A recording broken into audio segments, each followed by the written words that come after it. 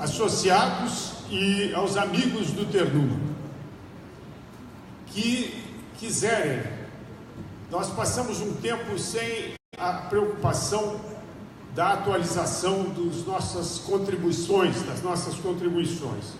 porque havia um saldo que eu considerava maior do que o necessário e prudente para uma organização como o Ternuma.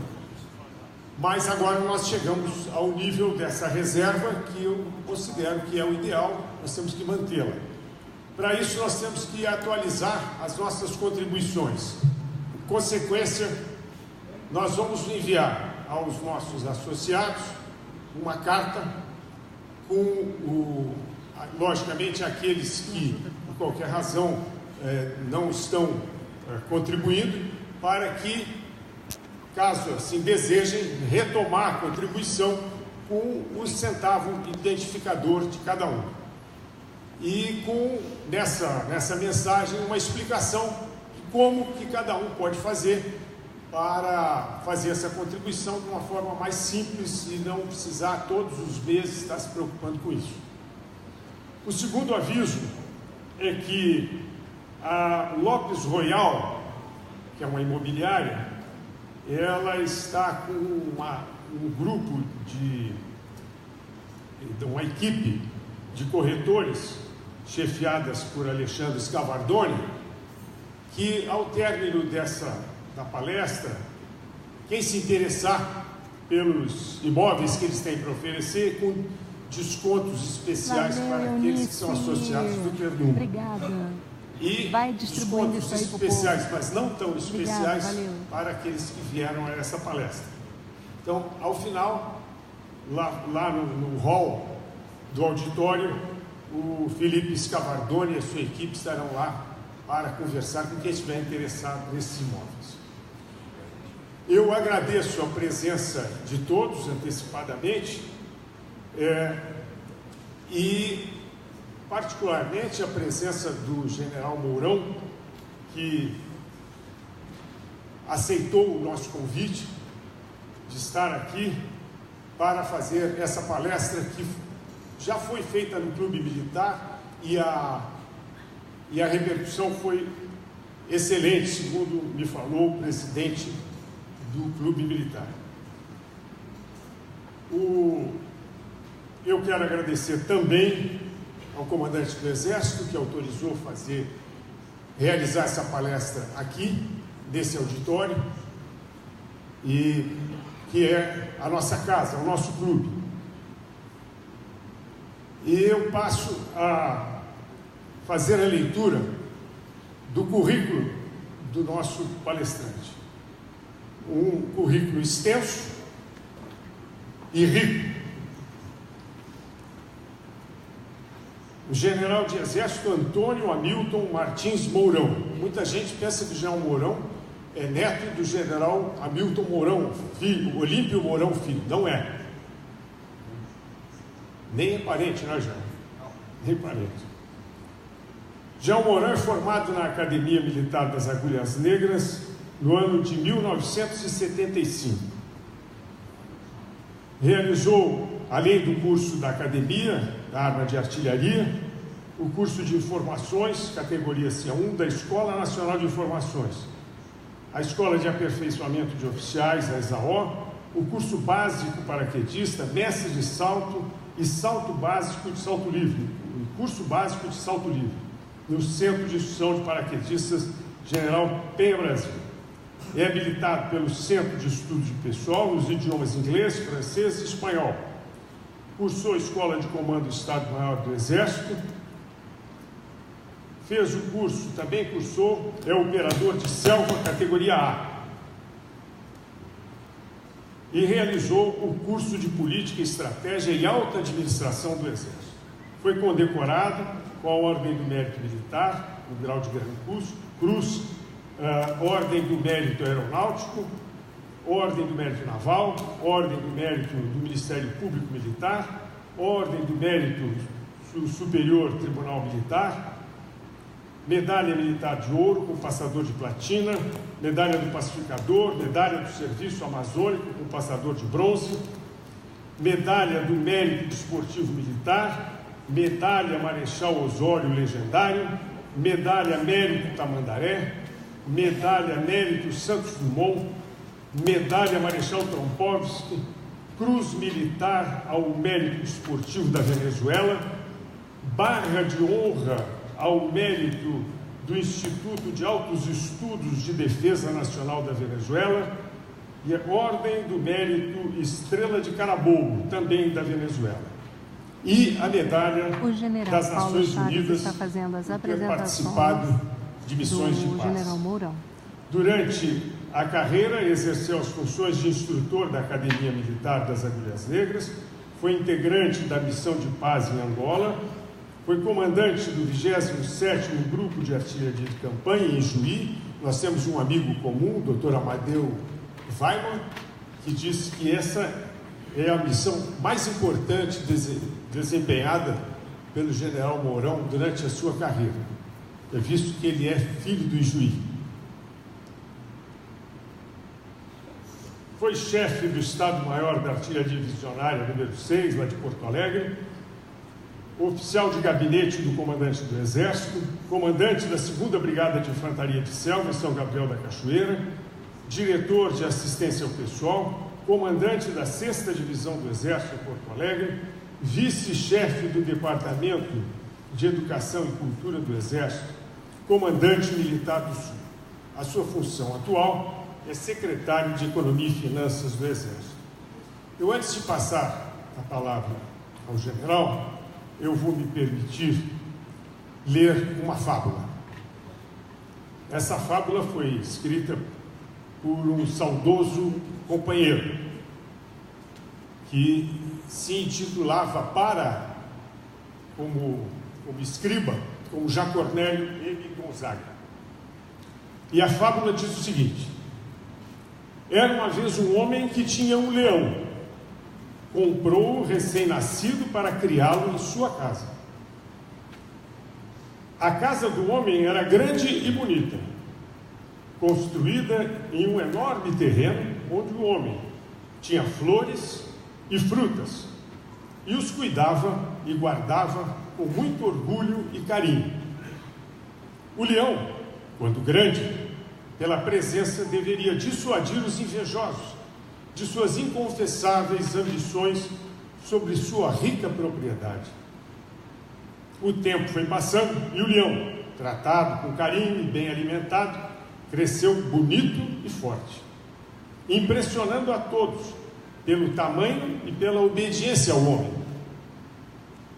O homem tinha muito orgulho do leão e de si próprio, afinal, a ideia de ter um felino daquele porte lhe trazia grande tranquilidade. Sua simples presença era a garantia de que ninguém ousaria adentrar sem seu conhecimento na rica propriedade. Todos admiravam, respeitavam e temiam o leão. Com o passar dos anos, o homem achou que havia nas redondezas um temor exagerado do seu leão, além do que ele julgava necessário. Até seus vizinhos evitavam passar por perto dos muros da casa, com medo do leão.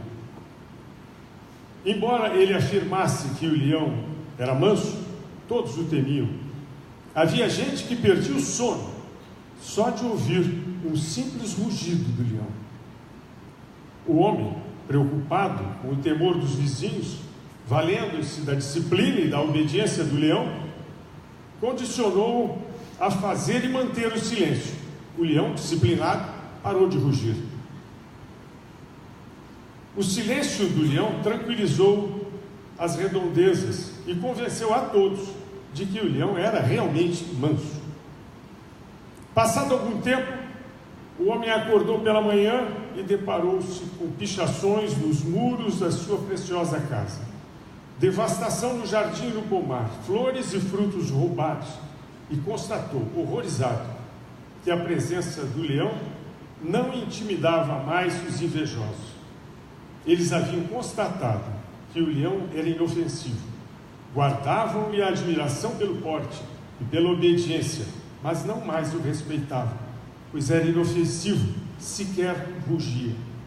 Moral da história: O leão pode ser disciplinado e obediente, mas precisa, pelo menos, rugir de quando em vez para se fazer respeitado.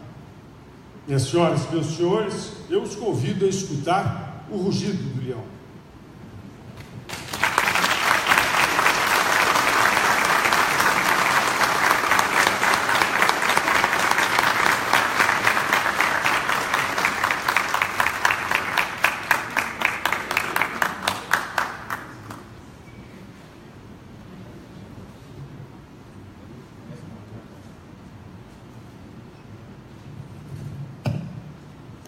Agora sim inicia a palestra. Senhoras e senhores, o meu boa Moura. noite a todos.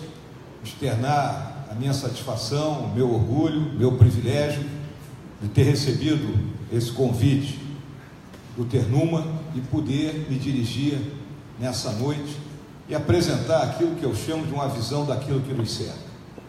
Eu aproveito para destacar a presença do general Paiva Chaves, oficial general mais antigo presente, e da dona Joseíta Ustra, uma lutadora, uma grande mulher. E nas pessoas deles eu cumprimento a todos os presentes. Em todos os lugares que eu compareço, e eu vou em todas as unidades militares, de norte a sul, de leste a oeste, e em outras plateias, eu sempre destaco que aquilo que eu vou apresentar é uma opinião minha, é algo que é a minha visão, por isso que eu deixo muito claro. Essa é uma visão daquilo que nos cerca. Então, e quando a gente trabalha na atividade de inteligência durante um certo tempo, nós sabemos que a opinião é um estado entre a dúvida e a certeza. Eu não sou o dono da verdade, as ideias que eu vou trazer aqui não são distintas de tudo aquilo que as senhoras e os senhores conhecem, estão apenas organizadas em uma certa metodologia para facilitar a compreensão. Além do mais, esta é uma plateia cujo conhecimento, cujo grau de envolvimento nos problemas que nos cercam é muito intenso. Então é muito fácil transmitir essas ideias a todos. Eu lembro sempre que hoje se fala muito em inteligência, não é? Muitos neófitos, não é? Abrem a boca, não, com inteligência vamos resolver o problema. Mas a inteligência, ela é uma arte, ela é uma arte de prever o futuro, com método, e não de forma atabalhada, como muitas vezes nós vemos por aí. Nós vamos seguir esse sumário, a introdução, farei uma breve análise da conjuntura, alguma coisa do que a gente espera de um Estado moderno, do Estado nos tempos do século XXI, e uma conclusão. Pode seguir, Fred. Essa transparência ela é muito boa para os mais jovens, quando a gente diz que não existem mais mares tranquilos.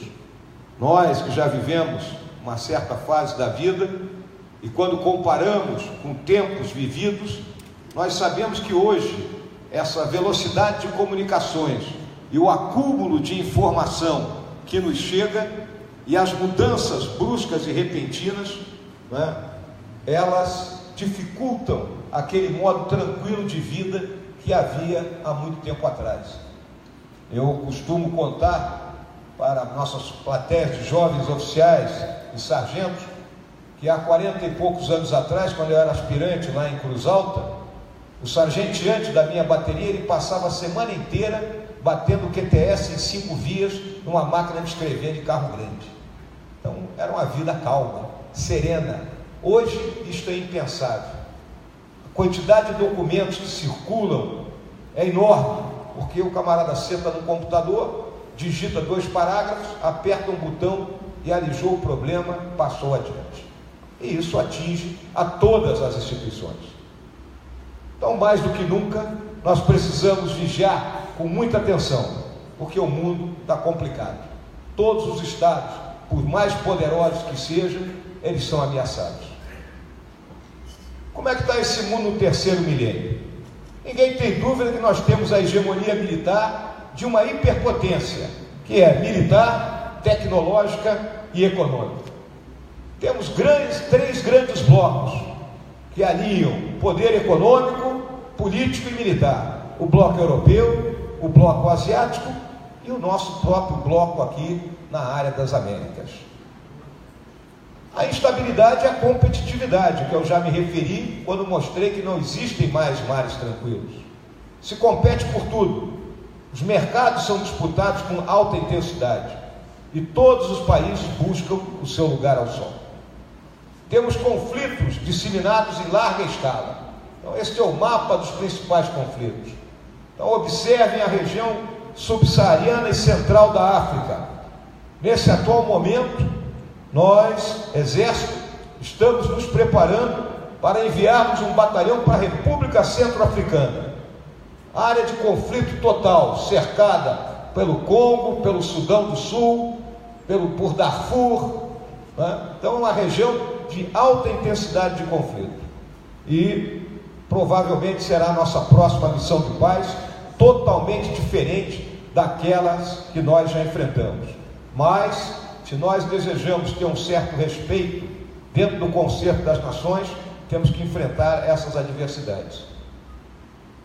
Países que dependem de sistemas integrados de alta tecnologia. Eu costumo dizer que se faltar luz no quartel-general do Exército, pode mandar todo mundo embora que não tem o que fazer, porque tudo depende dos sistemas de computação que nós possuímos lá, dos mais diferentes sistemas. E isso está na transmissão de energia, no abastecimento de água, nas telecomunicações e por aí afora. A guerra vem sendo terceirizada. Os grandes países diminuíram as suas forças armadas e determinadas atividades que antes eram exercidas especificamente por elas, agora nós temos as companhias militares.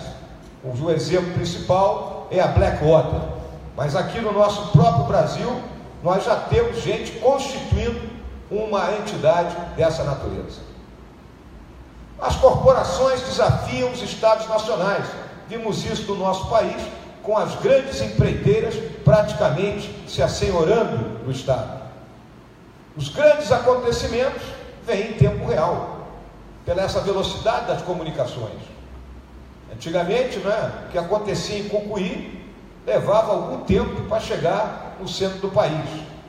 Da mesma forma, lembramos nós que morávamos no interior do Rio Grande do Sul, lá em Bagé, final dos anos 60, início dos anos 70, para se saber qual era a música da moda no Rio de Janeiro, tinha que se ir ao Rio de Janeiro, comprar um long play ou um compact disc, para ouvir na vitrola. Eram outros tempos. Grande número de atores não governamentais, interesse público e privado com grande interação e favorecendo o quê? A corrupção. As ameaças transnacionais, que eu vou mencionar mais adiante, e os mega eventos. Nós aqui no Brasil resolvemos realizar 2 mega eventos, que foi a Copa do Mundo e as Olimpíadas, com todos os custos envolvidos, sob a ideia de que teríamos um legado que ficou pelo caminho, e envolveu as Forças Armadas. Eu tenho certeza que os companheiros mais antigos que aqui estão jamais imaginaram que nós seríamos empregados como exército numa Copa do Mundo ou numa Olimpíada. Isso não passava pela nossa cabeça. Mas da forma como esses eventos são construídos hoje, é obrigatório o uso intensivo das Forças Armadas. E essas são as grandes ameaças. Terrorismo, que é um terrorismo indiscriminado. O camarada com um caminhão, ele atira contra uma multidão, o camarada sai atropelando pessoas pela rua, ele se explode no meio de uma corrida e por aí afora. O crime organizado, em todas as suas modalidades, e que atinge o nosso país, a possibilidade de ocorrer um novo colapso do sistema financeiro, o acúmulo de papel, o fluxo de capitais ilícitos, que agora parece que os grandes bancos estão disseminados aí para aqueles países que eram considerados paraísos fiscais, estão aderindo a essa política que se denomina de compliance ou de transparência, para que esse fluxo de capitais seja bloqueado. Migrações ilegais. Quem caminhar hoje pela Avenida Atlântica ao entardecer, encontrará um sem número de camelões e ouvirá os mais diversos idiomas. desde os nossos vizinhos castilhanos, passando por dialetos africanos. É gente que chega aqui no Brasil de forma clandestina. Conflitos armados, que eu já me referi, as doenças infecciosas. Temos aí o retorno da febre amarela, fora chikungunya, zika e outras que têm nos assolado nos últimos tempos. As fontes de energia se esgotando, e nós aqui no Brasil temos muita fonte de energia ainda para ser utilizada. A espionagem que sempre houve, instabilidade dos regimes, toda hora vamos trocar o regime para ver se o país melhora, colapso dos sistemas de informação pelo acúmulo de dados, ampliação das assimetrias, as diferenças tecnológicas, a guerra cibernética, é uma realidade. Todos os dias ataques ocorrem em todos os locais do mundo, aqui no nosso país, né, e todos os demais. E as catástrofes ambientais e climáticas, que passaram a nos assolar também. Aqui havia aquele velho ditado: não teríamos enchentes nem furacões, teríamos apenas um povinho meio complicado. Agora temos enchentes, furacões, e o povinho continua aí. E os políticos? Os políticos merecem um destaque. São escravos das pesquisas de opinião, sem compromisso com ideologia, ressalvado aquele núcleo duro que ainda está no século XIX, no Manifesto Comunista. Os conceitos de esquerda e direita estão abraçados na corrupção. Nós temos ladrões de esquerda e ladrões de direita, e fazem as tarefas deles, é aquilo que a plateia quer ouvir. Se nós botarmos um político aqui hoje, ele vai falar exatamente aquilo que nos interessa, será música para os nossos ouvidos. E aí nós somos ingênuos, né? Muitas vezes a gente diz: não, esse é gente nossa. Difícil mesmo. E essas são as grandes guerras de hoje. As drogas, essa é a principal guerra dentro do nosso país hoje. Nós temos uma das nossas cidades mais lindas, a nossa cidade maravilhosa, se tornando praticamente inviável pela guerra declarada que se vive lá dentro. A bandidagem hoje no Rio de Janeiro opera em frações constituídas, nível grupo de combate e pelotão, muito bem armada. A nossa juventude é atacada por isso. É um trabalho que tem que ser dioturno e insano para conter essa invasão. Nós somos o segundo maior mercado consumidor do mundo. O dinheiro ilícito, as armas leves de destruição em massa, o terror, o tráfico de pessoas, já me referi às catástrofes ambientais e às guerras climáticas. É o clima tornando países inviáveis, é aquele coração da África que já não produz mais nada. Ele vive da extração do diamante, do ouro, não é? Controlado por aquelas grandes empresas que detêm o comércio mundial, não é? E as pessoas se matam diariamente por causa disso aí. E resultado, buscam atravessar em embarcações improvisadas o mar Mediterrâneo para tentarem chegar às costas da Europa e escapar do triste destino que lhes reserva lá no continente africano. E a militarização do espaço. A nossa América do Sul é um condomínio de países periféricos. Aí ela, que ninguém tem peso específico no mundo. O leão aqui não ruge, né? O leão está quietinho aqui, né? Aqui ainda temos ideários do tempo da era colonial. Os culpados são os espanhóis, os culpados são os portugueses, né? Fora aquela turma que eu já falei, que ainda está, o muro de Berlim não caiu para eles. É acentuada a defasagem tecnológica, pela falta de pesquisa e desenvolvimento, e os excluídos. E aqui eu lembro a todos que excluído não significa que a pessoa é pobre. Se forem lá nas grandes favelas do Rio de Janeiro, cito como exemplo, ou qualquer de outra grande cidade, vai encontrar gente que tem trabalho, não é? Que ganha um certo dinheiro, que tem uma certa comodidade dentro de casa, mas o Estado não chega para eles. Quem dá a TV a cabo é o traficante, quem vende o gás é o traficante, quem autoriza o médico a entrar é o traficante, quem autoriza a recolher o lixo é o traficante, ou seja, eles estão excluídos do Estado, carentes de líderes e de estratégias de desenvolvimento sustentável, e países que dependem das exportações de itens primários de pequeno valor agregado. Então, os nossos grandes compradores é China e Estados Unidos com 35%, China com 27%, e aqui é ferro, soja, petróleo. Essas são as exportações do continente, né, sul-americano. Próximo. Regimes políticos frágeis, que não se sustentam por bases institucionais que não são sólidas. E isso leva a essa insegurança institucional.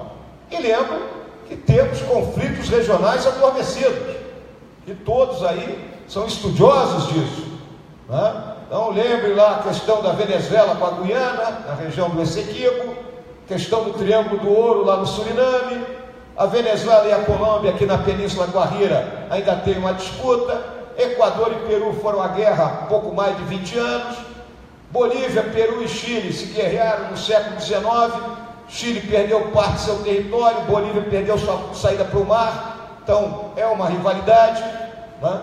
Argentina e Uruguai brigam aqui pela questão das fábricas de celulose no Rio Uruguai, o Paraguai com seus problemas de brasiguaios, né? Problemas de sem terra, problema do exército popular do povo, e a Argentina e o Chile ainda têm seu estremecimento.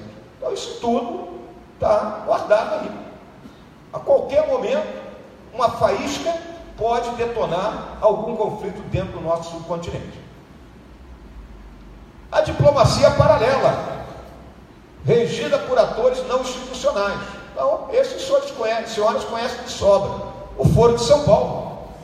O Foro de São Paulo se adonou durante determinado momento de praticamente todos os governos sul-americanos. Então, volta lá, Ferraz, por favor. Tem esse nome, os senhores sabem, porque a primeira reunião foi lá em 1990, aqui na cidade de São Paulo, né? E reunindo essas organizações da América Latina e do Caribe, e já lá com a presença do nosso ex-presidente da República. É a mais vasta organização política que já existiu na América Latina, e aí esse pessoal tem coragem de falar em Operação Condor. Participam todos os governantes esquerdistas, mais de 100 partidos ilegais e várias organizações criminosas, como as Farc e o MIR chileno. Acabou? Não. Esta foi o encontro 23º, ocorrido em julho deste ano. E qual era o foco? Solidariedade ao Lula e à Venezuela. Então, esse pessoal não desiste de jeito nenhum. Aqui temos condições favoráveis à atuação da criminalidade transnacional, ações da inteligência diversa, das ONGs, de empresas transnacionais e decisões de organizações multilaterais.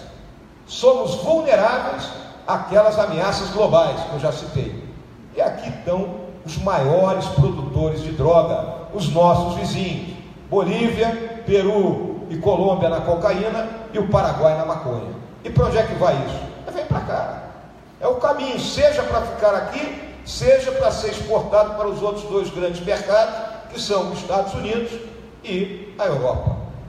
Vamos lembrar que o Evo Morales, depois que assumiu o governo da Bolívia, praticamente quadruplicou a produção de folha de coca.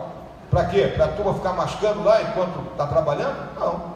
Isso é transformado em pasta base de cocaína e vem para dentro do nosso país. E o nosso Brasil?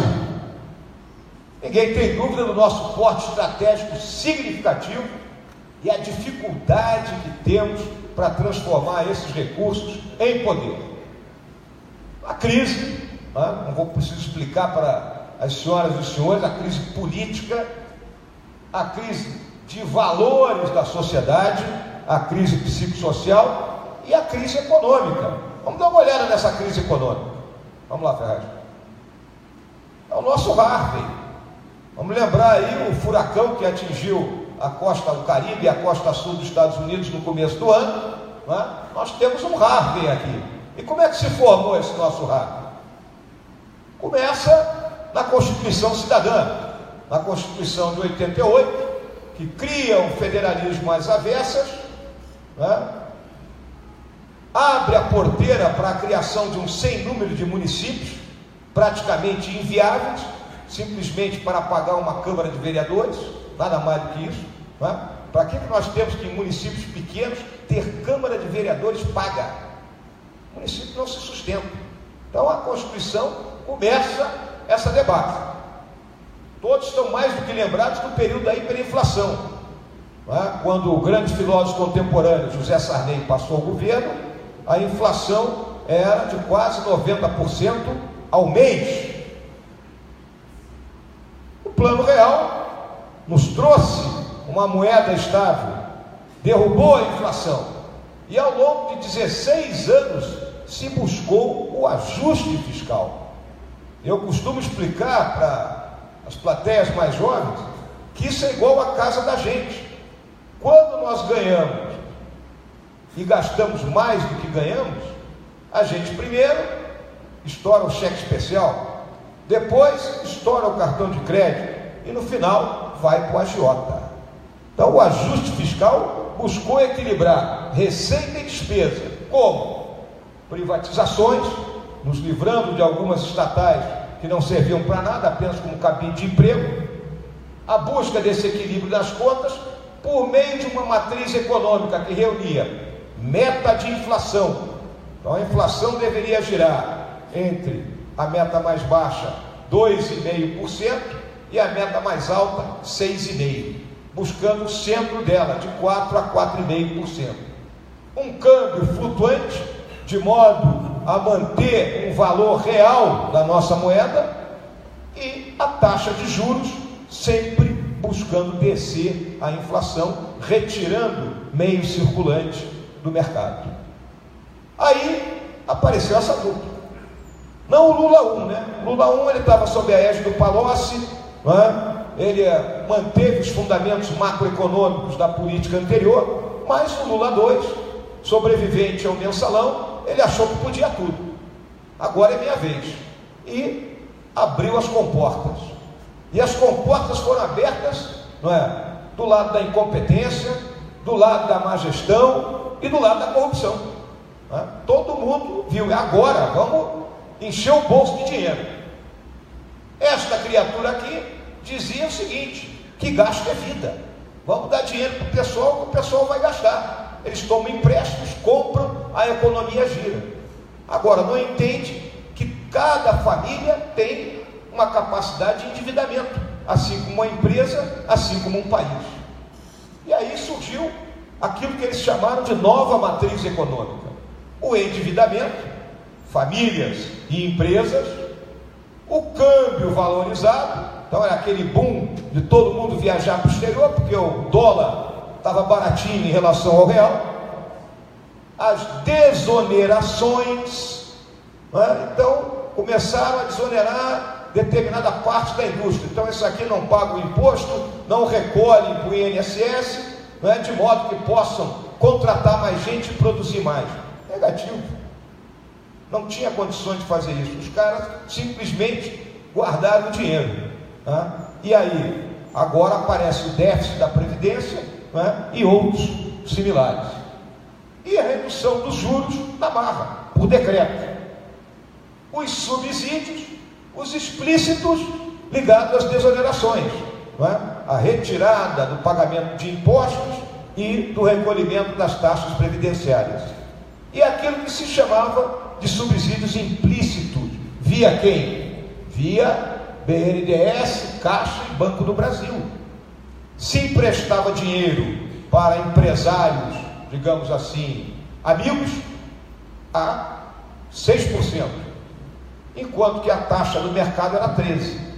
Se emprestava a 6%, porque com dinheiro mais barato, esse pessoal iria o quê? Iria investir na sua indústria e, em consequência, haveria uma expansão econômica.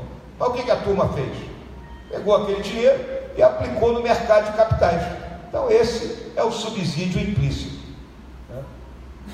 a famosa contabilidade criativa, que levou às pedaladas, que era o atraso nos pagamentos, que a Caixa é aquela que paga mensalmente os benefícios, seja o benefício de prestação continuada, seja seguro-desemprego, e ao final do mês o governo tem que ressarcir aquele dinheiro. Eles não estavam ressarcindo. O secretário do Tesouro, que era o seu Arno Agostinho, não, vai empurrando com a barriga. E aí surgiram as pedaladas, que levaram ao impeachment da então presidente Dilma. Resultado, volta lá atrás, né, gente?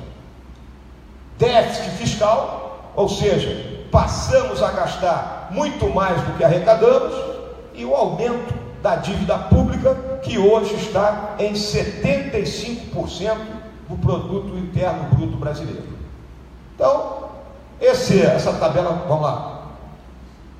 2012 nós tínhamos um superávit de 104 milhões, 2013 de 91, aí 2014 menos 32, 15 111, 16 154 e agora estamos em 159, que vai se repetir esse mesmo déficit para o ano que vem. E isso aqui é o resultado primário, é conta de padaria, receita e despesa. Não estão colocados os pagamentos dos juros da dívida, que estão sendo rolados.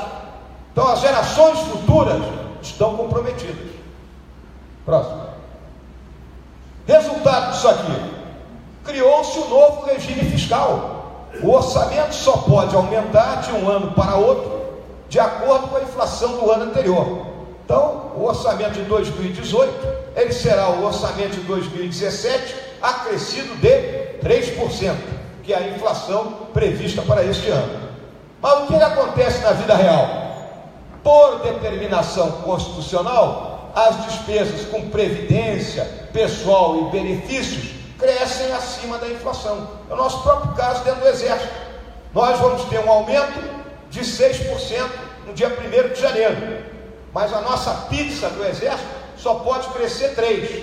Então a parte do pagamento de pessoal, ela vai se expandir e vai comprimir as demais despesas. Então é isso aqui. Para cumprir a meta, o governo tem que cortar gasto com custeio e investimento, e com isso falta um recurso para saúde, educação, defesa, etc. e tal. Se nada for feito, em 2022, as despesas obrigatórias serão maiores que o orçamento da União. Essa é a situação, esse é o quadro econômico que aquela dupla, Lula 2 e Dilma, nos deixaram. E agora falam por aí, discursam por aí, que não é bem assim. Aí eu gosto dessa frase do Roberto Campos, que a diferença entre a estupidez e a inteligência é que a inteligência é limitada. Próximo. Temos nichos de pobreza preocupantes. A nossa infraestrutura logística, a maior parte dela foi montada durante o período da cruel ditadura militar, aquela insana ditadura, né? De lá para cá, praticamente nada foi feito. Bases institucionais frágeis. Agora está a discussão do semipresidencialismo, né? Então cada hora vamos discutir um jeito aqui de salvar a galera, né? Aplicação desequilibrada das expressões do poder nacional. Só temos 1,2% do comércio mundial. Dependemos de tecnologias externas, defesa e segurança precárias. Não é discutido em alto nível. Raros pontos da inteligência nacional se discute o papel da defesa e o que vem a ser a segurança. E a atividade de inteligência ficou praticamente 10 anos congelada. Renasceu, mas claudicante. Não se respeita e não se tem, né, a mínima compreensão do que vem a ser uma verdadeira atividade de inteligência. Atores à margem da lei, abrigados em áreas e segmentos carentes da população e em atividades envolvidas pelo Estado. Então estão os dois grupos de bandido aí, né? A turma do tráfico, aquele pé de chinelo também que rouba o celular, que assalta no supermercado, e o pessoal que desvia dinheiro, né, nas altas cúpulas. Sociedade carente de coesão cívica, isso aí não tem dúvida, né? O pessoal gosta muito de se manifestar, por meio da rede social, ou torcer pelo Brasil em dia de jogo da Copa do Mundo, ou alguma, outro jogo importante, mas fora isso, não há manifestação coletiva contra os desmandos que a gente vê. Falta essa coesão na nossa sociedade. E aí o nosso crescimento insuficiente diante das demandas. E o Estado? Partidarizado. O camarada assume e aí ele coloca todos os apaniguados dele lá dentro. Passa a controlar o Estado. E com índices, mais do que preocupantes de corrupção. Então, no mapa da corrupção, o Brasil aparece em 79º lugar. Aqui na América do Sul é o Uruguai, o mais amarelinho, e o melhor país do mundo é a Dinamarca. Vamos atrás. Segurança pública. O aparato é frágil, com missão não bem definida. Eu cito sempre a Força Nacional de Segurança, que ela não existe.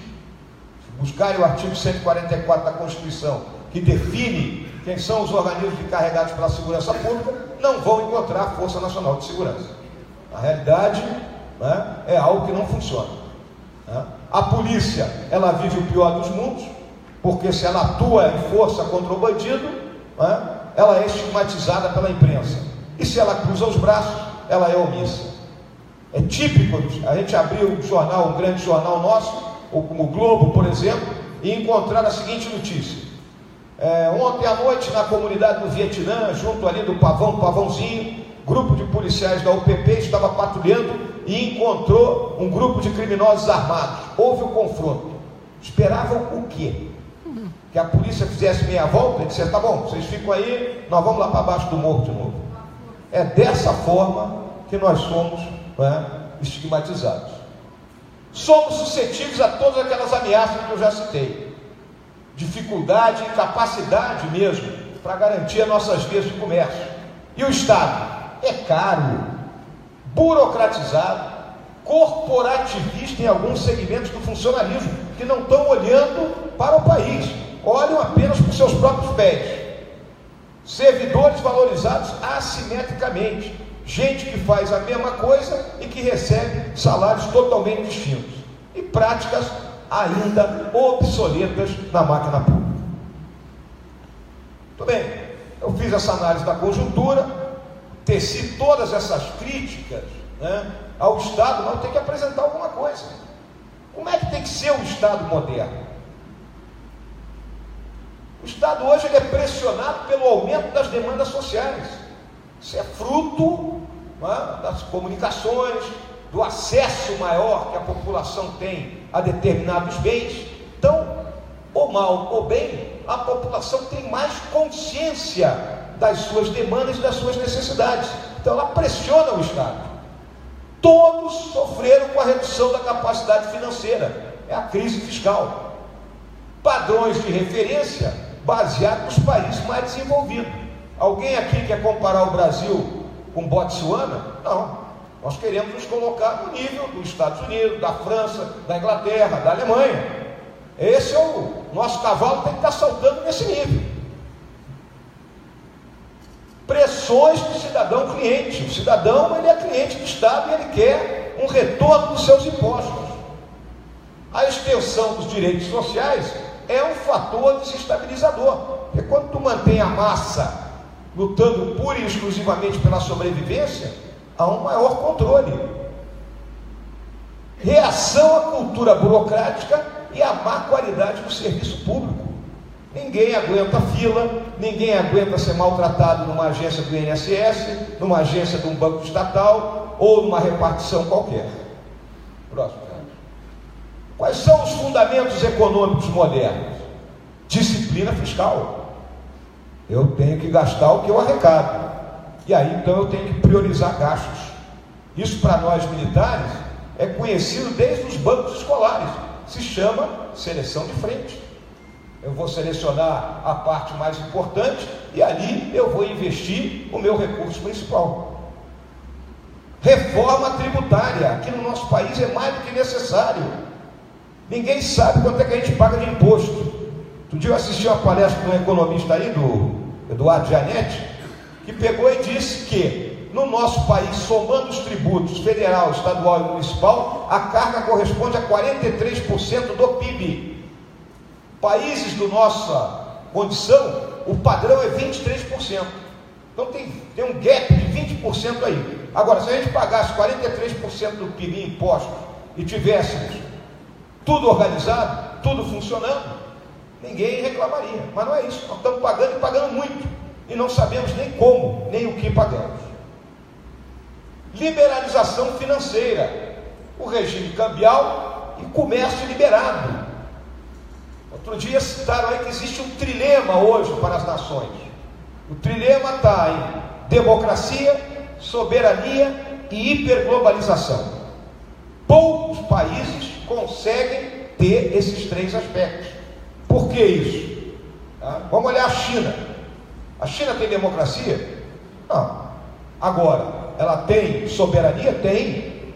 Ela detém o poder, não é? Ela tem capacidade de atuar agressivamente no resto do mundo, e com isso ela atua na hiperglobalização. E nós aqui, nós podemos ter democracia. Se nós quisermos entrar na hiperglobalização pelas nossas fraquezas, não é? Em termos de defesa e segurança, nós vamos ter que abrir um pouco da mão da soberania. Então esse trilema gira para todos os países do mundo. Investimento estrangeiro é bem-vindo, tem que ser regulado. Privatizar, desregular a liberação e a propriedade intelectual. Próximo. Gestão profissional no setor público. O camarada tem que ser profissional daquele assunto. Às vezes se coloca um ministro que não entende de nada, pega um secretário-geral que entende menos ainda, e aí aquele ministério ele vai ao sabor da onda, mais nada. Padrões explícitos e medidas de desempenho. Tudo hoje tem que ter indicador. Controle, satisfação do cidadão e na qualidade. Delegação de autoridade e competição. Disciplina e parcimônia no uso dos recursos e o uso de tecnologia. Não podemos continuar ainda no carimbo, na certidão. Temos que mudar. E a governança? O Estado é entendido como um organismo plural. Especificar os objetivos das políticas públicas. A sociedade tem que entender isso. Por isso tem que ter maior interação e usar as redes. Relações baseadas em quê? Confiança e contrato. É o fio de bigode, mas de acordo com aquele grande filósofo, Dr. Castor de Andrade, vale o escrito, né? Políticos têm que possuir liderança e transparência. Próximo. E aí o Estado se transforma de um Estado de serviço, produtor do bem público, em um Estado que serve de garantia à produção do bem público. De um Estado ativo, provedor solitário do bem público, é um Estado ativador, que aciona e coordena os outros atores a produzir com ele. E de um Estado dirigente ou gestor, é um Estado cooperativo, que produz o bem público em conjunto com os outros atores. Tudo bem. Fizemos essa análise da conjuntura, apresentei o que é o Estado moderno, e agora algumas ideias aqui à guisa de conclusão. Qual é o significado disso tudo aí? Já o Mourão falou, de acordo com o Paulo Chaga Rugi. Então, o que significa isso? O problema para todos os estados do século XXI é que tem cada vez mais coisas fora de controle, até mesmo dos mais poderosos, devido à difusão do poder dos estados pelos atores não estatais. Então a situação é essa, desde aquela primeira transparência. Não há mares tranquilos e não tem forma de bolo. Esses cenários foram colocados há pouco aí pela imprensa. Não há dúvida que atualmente nós estamos vivendo a famosa sarneização. O nosso atual presidente, ele vai aos trancos e barrancos, buscando se equilibrar e, mediante o balcão de negócios, chegar ao final do seu mandato. Como a gente pode superar isso? Já me referi aqui, ó, reforma tributária. Isso tem que ser encarado de frente, não é? O famoso imposto de valor agregado, o IVA, o imposto único, não é? De modo que todo mundo pague. Não adianta colocar impostos lá em cima e aí desonera, muita gente não paga. Toda hora a gente vê notícia da imprensa de anistia, é o Refis 1, Refis 2, Refis 3. Então, vamos cobrar menos demais, e aí teremos mais. Reforma fiscal, reduzir o custo do Estado. O novo pacto federativo tem que se dar responsabilidade e recurso aos estados e municípios. Não pode o governo central ficar com a parte do leão. Digitalizar e virtualizar os serviços públicos. Está ligado aqui, ó, redução de custo. E rever a gestão do funcionalismo. Ele tem que ser profissional, tem que se olhar essa questão da estabilidade, os famosos privilégios e a questão da greve. Estamos nós aqui em Brasília sofrendo já há algum tempo pela questão do metrô. Absurdo isso. E aqui agora eu puxo para a vida militar, para aquilo que é a carreira do soldado, para aquelas vertentes que nos orientam e nos balizam ao longo de uma vida. Então eu lembro a todos que esse grupo tem uma formação específica e um aperfeiçoamento constante. A disponibilidade é permanente. Não é porque o cara saiu do quartel que ele deixou de ser milico. Ele é milico 24 horas por dia, 7 dias por semana. Somos proibidos de participar de atividade política. O militar da ativa, se quiser, ele vai entrar em licença para tratar de interesse particular, vai se filiar a um partido, vai concorrer, se ganhar, tchau para ele, se perder, volta para o quartel quietinho. Proibida sindicalização e participar de greve. Já imaginaram? Sindicato dos cabos soldados, sindicato dos capitães e tenentes, dos oficiais superiores e finalmente dos generais, né, que seria o mais poderoso de todos os sindicatos. E não tem greve aqui. Olha o que fizeram com as polícias militares que entram em greve. Hierarquia e disciplina. Direitos trabalhistas nós não temos. Aqui não tem hora extra, não tem FGTS, não tem banco de horas. A mobilidade, hoje aqui, amanhã na Amazônia, depois da manhã no Sul, isso afeta nossas famílias. A dedicação exclusiva, só podemos ser militares. O risco de vida e o vigor físico. E aí eu lembro, pode tocar, Fred, desse juramento que todos nós fizemos um dia. Todos os nossos valores estão aqui, ó. O espírito de corpo, o compromisso que temos com a pátria, os nossos 2 pilares da disciplina e da hierarquia, a camaradagem, esse sentimento que é nosso e que nos torna imbatíveis, a dignidade da pessoa. Muitas vezes busca-se passar uma imagem do grupo militar como um agrupamento de truculentos. Aqui, todos juramos tratar com bondade os subordinados. A dedicação inteiramente ao serviço da pátria, o patriotismo, a nossa missão, cuja honra e integridade em instituições defenderei, e a abnegação com o sacrifício da própria vida. Então o que eu quero dizer aqui para aqueles que não são militares? Este juramento sempre será honrado. Ele não saiu da boca para fora. Ele foi feito por cada um de nós num dia muito significativo e está dentro do coração de cada um. E finalmente, em homenagem ao meu amigo Peré, eu deixo uma das leis da guerra na selva que eu acho muito propícia para aquilo tudo que nós vivemos.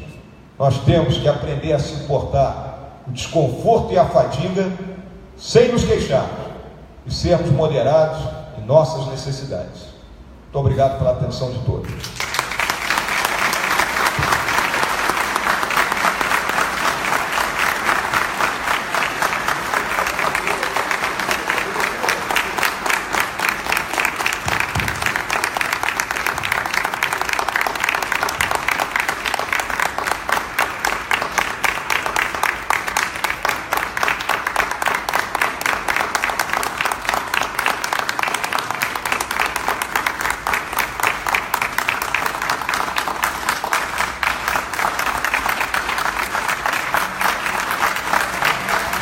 Muito obrigado, Major. Muito obrigado. Muito obrigado.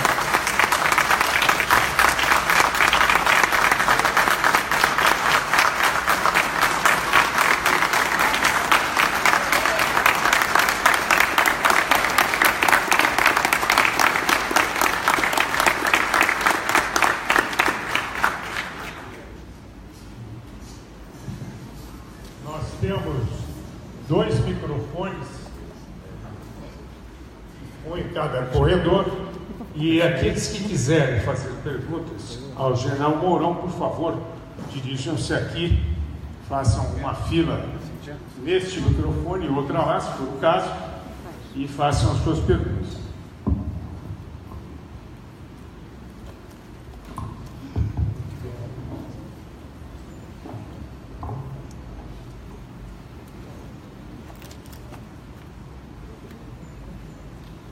Agora está aberto ao público, algumas perguntas. Boa noite, general Mourão. Boa noite a todos. Sou filha, esposa de militar. Agora nós estamos saindo do Rio de Janeiro, indo para Dourados, no Mato Grosso do Sul. E olha, o senhor não imagina o quanto nos honra as palavras do senhor. Porque se alimentar de ignorância, nós vemos que a todo instante a gente ouve, a todo instante nas televisões, canais de comunicação. Mas se alimentar de sabedoria é uma coisa que a gente está fazendo aqui agora. Muito obrigada, general Mourão. Parabéns. Obrigado.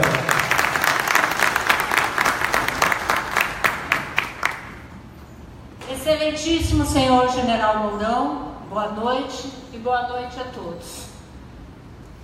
General, ontem um deputado federal, Cabo Daciolo, se posicionou a favor da intervenção militar constitucional no país, dada a crise de corrupção que vivemos.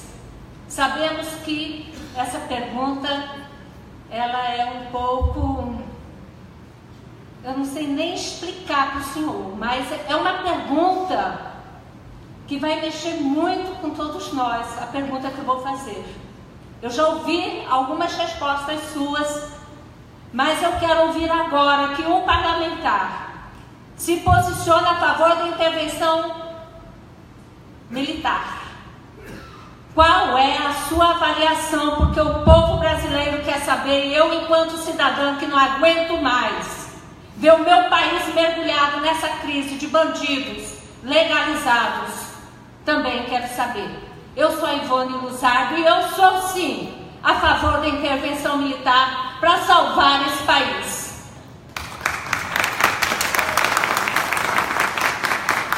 Bem, dona Ivone, vamos fazer aqui um exercício aqui teórico.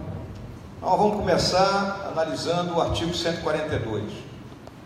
Aí, o artigo 142, ele diz lá o quê? Que as Forças Armadas, constituídas pelo Exército, a Marinha e a Aeronáutica, são instituições nacionais permanentes. Então, primeira coisa, vamos analisar isso aí.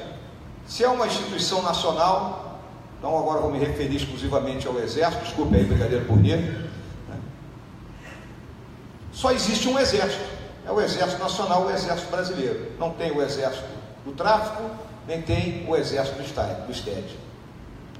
É permanente por quê? Porque está constituída, preparada e adestrada desde o tempo de paz. É diferente, existem países, por exemplo, como a Suíça, onde o Exército se reúne de tempos em tempos, ou exemplo da Guarda Nacional nos Estados Unidos. Então nós somos permanentes. Somos baseados o quê? Na hierarquia e na disciplina, e sob a autoridade suprema do Presidente da República. E aí vem as missões: defesa da pátria, garantia dos poderes constitucionais e, por iniciativa de qualquer um deles, da lei e da ordem. Muito bem. Então, olhando essas 3 missões, que são as missões principais, não vou me referir a atividades subsidiárias, vamos olhar aqui quais são os 4 objetivos nacionais permanentes do nosso país: integridade do território, integridade do patrimônio, soberania e paz social. Então, quando nós defendemos a pátria, nós estamos defendendo o território, o patrimônio E aí temos a democracia como valor supremo e a paz social. Quando garantimos a lei e a ordem, garantimos a paz social, o livre ir e vir das pessoas. E a democracia é a garantia dos poderes constitucionais. Então, essa é a missão do Exército. Se o caos for ser instalado no país, e o que a gente chama de caos, não houver mais um ordenamento correto, as forças institucionais não se entenderem, não chegarem a uma conclusão daquilo que tem que ser feita, terá que haver um elemento moderador e pacificador nesse momento, atuando exatamente dentro dos 3 pilares que foram colocados pelo nosso comandante, mantendo a estabilidade do país e não mergulhando o país na anarquia, agindo dentro da legalidade, ou seja, dentro dos preceitos constitucionais, dos nossos objetivos nacionais permanentes, e usando o quê? A legitimidade que nos é dada pela população brasileira. Então é essa a resposta, dona Ivone.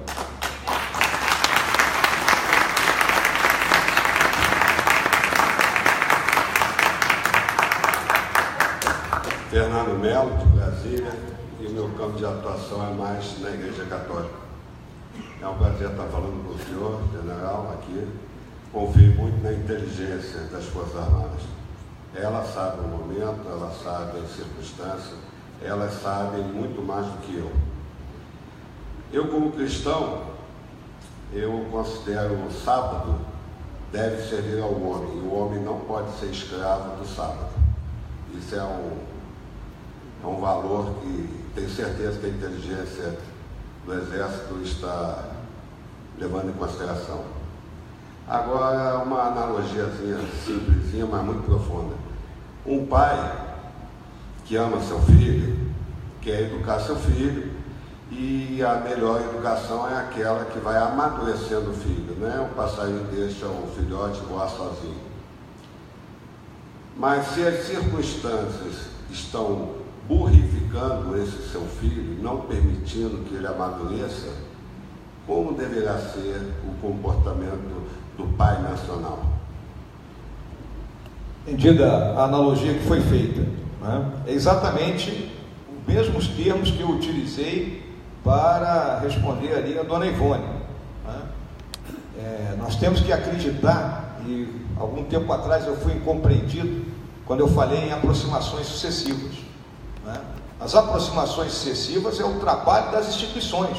Elas têm que, passo a passo, pouco a pouco, buscar o entendimento e agir dentro daquilo que a lei e a ordem nos colocam para executar, né? Essa é a realidade. E nós, né, o Exército, as demais Forças Armadas, a Marinha, a Força Aérea, né, nós estamos atentos para cumprir a missão.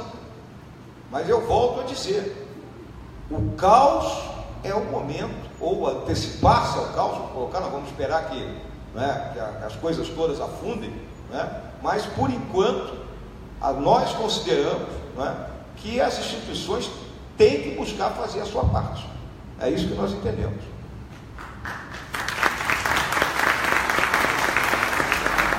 General Mourão, a todos aqui, eu sou Elias Souza, sou baiano soteropolitano e queria dizer ao senhor General Mourão, aos brigadeiros e aos almirantes, nós na Bahia estamos 82 dias nas ruas para legitimar vocês.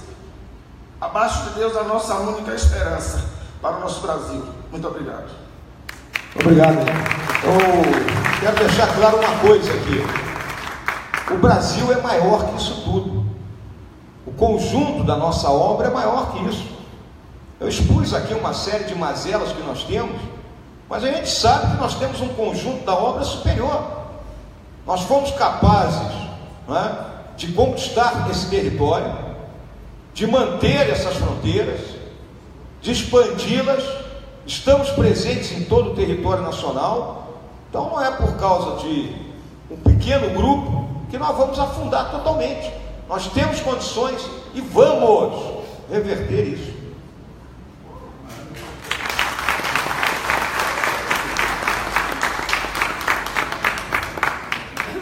Boa noite, General Mourão.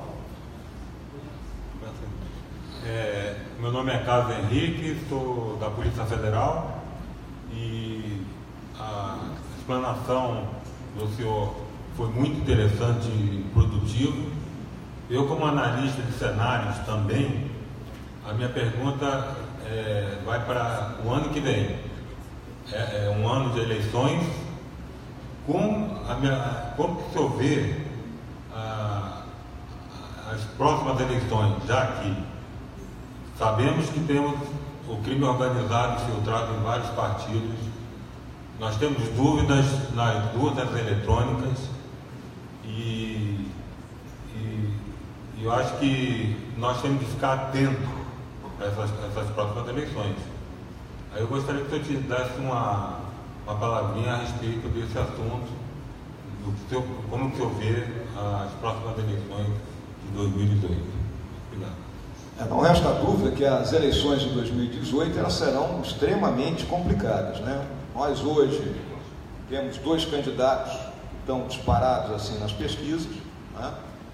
Um desses candidatos, né, tudo indica, será impedido de concorrer, né? Não resta dúvida, vai ser condenado, e a lei da ficha limpa é clara, né? Independente se vai ser preso, se não vai ser preso, a primeira coisa é não pode concorrer. Então, um ponto onde poderá haver o conflito é se buscar forçar a barra passando por cima da lei. E aí não pode passar por cima da lei. Agora, qualquer pessoa que vá se candidatar com propósitos honestos, ano que vem, vamos colocar para o nível máximo aqui, para presidente da República, ele terá que ter um programa muito claro, né, de as frentes, que como eu falei aqui, as frentes que tem que atuar. Você vai atuar na saúde, na educação, na infraestrutura, na questão da segurança pública, ele tem que ter ideias pertinentes, coerentes, né, e principalmente factíveis. Ele não pode chegar e dizer que vai fazer chover leite de pedra, né? Então, infelizmente, isso aí, muita gente promete isso e na realidade depois executa uma coisa completamente diferente. Nós precisamos de gestores, não há dúvida, tem que ter gente capacitada para gerir o país e colocar dentro do debate aquelas mudanças que eu falei aqui. Se não houver uma reforma fiscal, se não houver uma reforma tributária, em 2022 o país para. Então tem que mudar. Então qualquer um que pretenda dirigir os destinos do país a partir de 2019, ele tem que encarar de frente esses problemas. E quanto a um dos candidatos que está aí, eu tenho convicção e fé de que será feito o papel da justiça e que ele vai ficar assistindo a vida passar em outro lugar. E a respeito das urnas eletrônicas, a falta de confiabilidade? Essa questão das urnas eletrônicas terá que ser discutida, pressão da sociedade, seja lá o que for, para que haja o voto impresso, né? Algo terá que ser feito nesse sentido, né? Por meio dos próprios partidos políticos, né? Para que haja pelo menos um mínimo de confiabilidade nessas urnas, uma vez que hoje você não tem a impressão do teu voto, então tu não sabe se aquilo que você apertou lá realmente é o que vai ficar dentro da máquina. Essa é a realidade. Porque no último teste de invasão houve 3 falhas, né? No último que o TSE fez, o hacker conseguiu entrar 3 vezes. Sim, essas máquinas, essas urnas eletrônicas são computadores, né? Ainda 201 ou 202, computadores bem antigos, bem defasados, né? Então, é um problema que a Justiça Eleitoral tem que encarar. Né? Obrigado.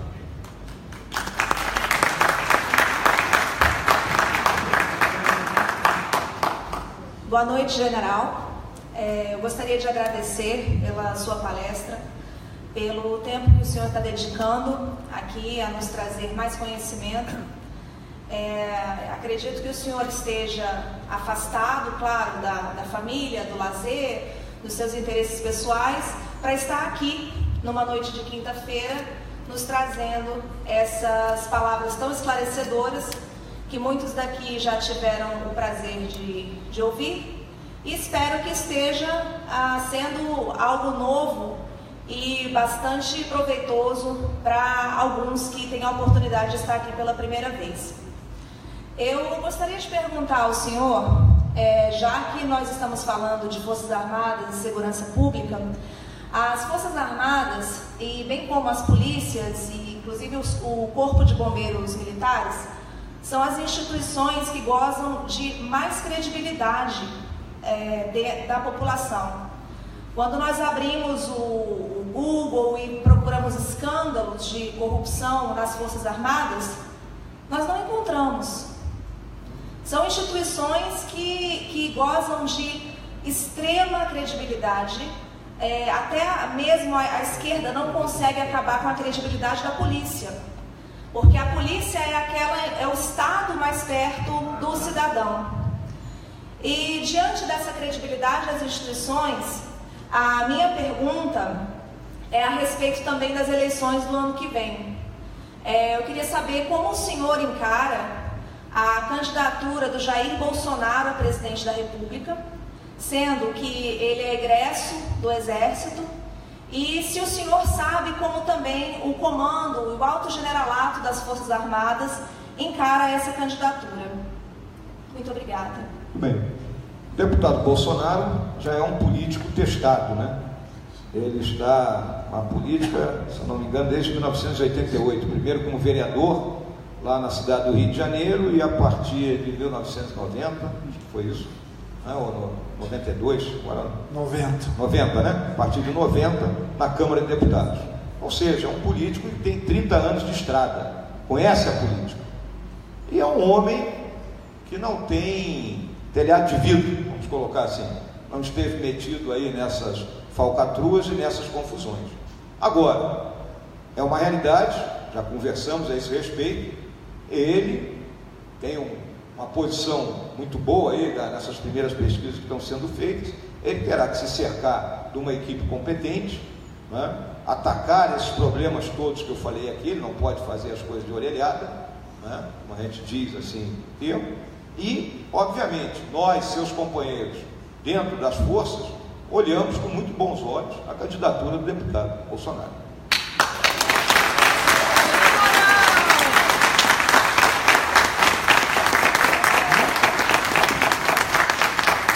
Boa noite, general. Meu nome é Rui Teles, sou presidente da Federação da Família Militar e fundador da primeira ASMIR no Brasil em 1988, quando a Constituição nos autorizou a nos reunirmos dessa forma. Vemos batalhando muito em defesa do Brasil e principalmente da família militar. E algo que nos incentivou foi ver o que o senhor falou a respeito da camaradagem, da unidade. Mas nós poderíamos mudar um pouco em ser unidos, porque nós somos unidos naquela hora que estamos em forma, em ordem unida. Porque quando saímos, cria-se N número de entidades representativas com meia dúzia de gato pingado, e nós estamos forçando. Tem a Ternuma, tem a Família, tem a Confamir, tem a Asmir e outras tantas. Então nós gostaríamos que os militares, familiares militares e aqueles civis que acreditam, como foi dito agora há pouco, por vários, que os militares têm que tomar poder, é fácil, é só votar nos militares. O voto é livre. Mas, infelizmente, no caso do Jair Bolsonaro, que foi uma circunstância que o levou à política, dificilmente nós vemos candidatos militares eleitos pelos próprios militares. E a gente fala isso de cátedra, porque fui candidato a deputado aqui em Brasília, e lá no setor militar, um candidato comunista teve muito mais votos que nós. Prova que nós ainda carecemos de uma educação política dentro das Forças Armadas, e principalmente a população que está pedindo intervenção, que já houve, e depois a própria população pediu a saída. Eu acho que nós temos que disciplinar, e o senhor está de parabéns, e isso aí devia ser levado a todo o Brasil, em todos os cantos, independente da situação entre militares. E a maioria que veio aqui hoje veio pensando que o senhor ia falar numa intervenção. Graças a Deus não falou. Parabéns. Obrigado. Por favor, eu peço às pessoas que ainda pretendem perguntar ao general que façam as suas perguntas mais breve possível, para que todos possam, senão nós vamos nos estender mais do que o possível.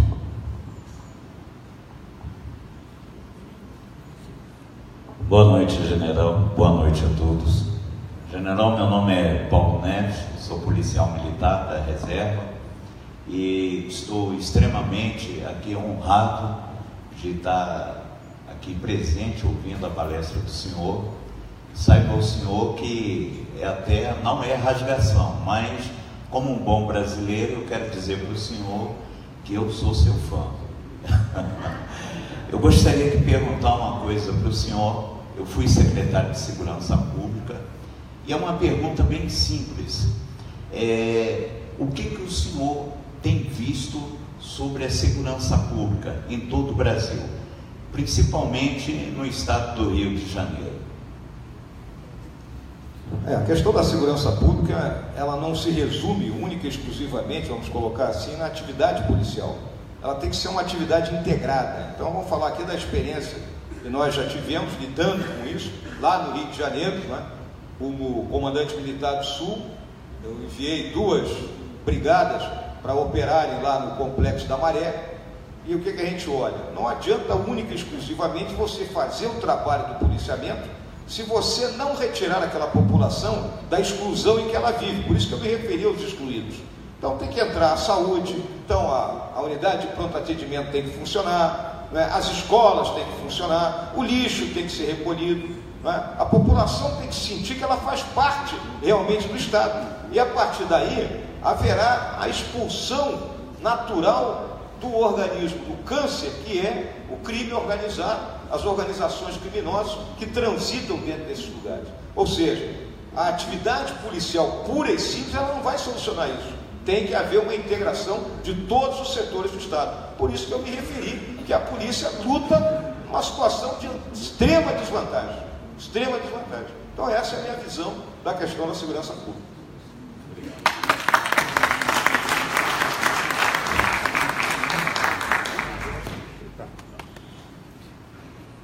Boa noite, General Mourão. Meu nome é Norival. Eu sou militar da gloriosa Força Aérea Brasileira, sou militar da reserva, e a minha pergunta é simples, clara e objetiva.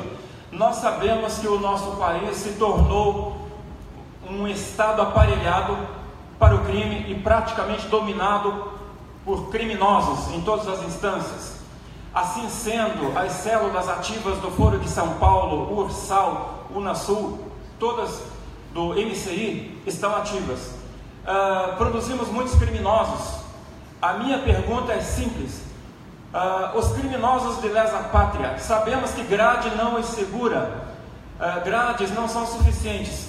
Na sua visão, como nós podemos fazer para coibir e punir esses criminosos de lesa pátria que estão livres, leves e soltos, engendrando mais crimes contra a pátria brasileira? Como podemos impedi-los? Muito obrigado. Vou te dar uma resposta simples, aplicando a lei. A lei tem que ser aplicada. Os processos não podem ser morosos, não podem ter 200 mil instâncias para o cara recorrer. Aplica-se a lei, condena-se e vai para a cadeia. Aplicar a lei, porque o regime democrático e a vida em sociedade, ele só subsiste com a lei, senão a gente volta para a selva, e aí é a lei do mais forte. Bem?